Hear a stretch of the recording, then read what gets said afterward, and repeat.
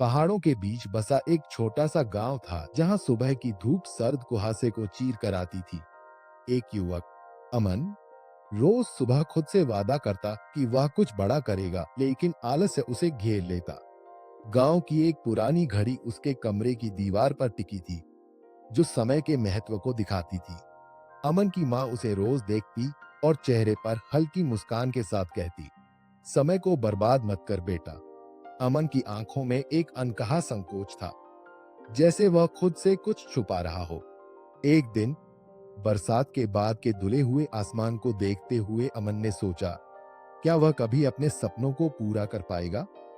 वह जिस पहाड़ी पर बैठता, वहां हवा के झोंके उसके बालों से खेलते और वह अपने भीतर की उदासी को महसूस करता। फिर एक दिन उसने अपनी पुरानी साइकिल को धूल से निकाला और गांव की सीमा के बाहर की दुनिया देखने निकल पड़ा। रास्ते में हरियाली से ढके पेड़ों के बीच उसे एक वृद्ध माली मिला, जो पौधों की देखभाल कर रहा था। वृद्ध ने मुस्कुराकर कहा, इन पौधों को समय चाहिए और हमें भी। ये शब्द अमन के कानों में गूंजने लगे। घर लौटते समय अमन की चाल में एक नया जोश था, जिसे वह खुद भी पहचान नहीं पाया। वह सोचने लगा, कैसे छोटे छोटे कदम जीवन की दिशा को बदल सकते हैं। अगली सुबह अमन ने सूरज की पहली किरण के साथ उठने का संकल्प लिया।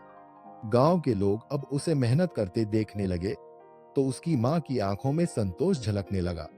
वह घड़ी अब सिर्फ दीवार पर नहीं, बल्कि उसकी दिनचर्या में भी छप चुकी थी। एक दिन उसने पहाड़ी की चोटी पर खड़े होकर नीचे बसे गांव को देखा और महसूस किया कि कितना कुछ बदल सकता है।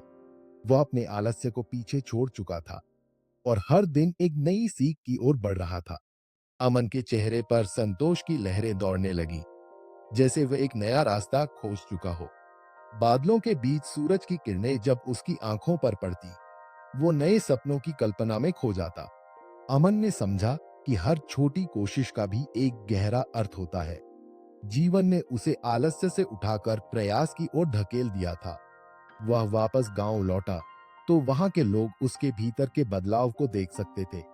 अमन का सफर अंततः आलस्य की जंजीरों को तोड़ते हुए उसके अपने सपनों की ओर बढ़ चुका था। अब वह समय की कद्र करता और उसे गले लगाता, जैसे एक सच्चा साथी।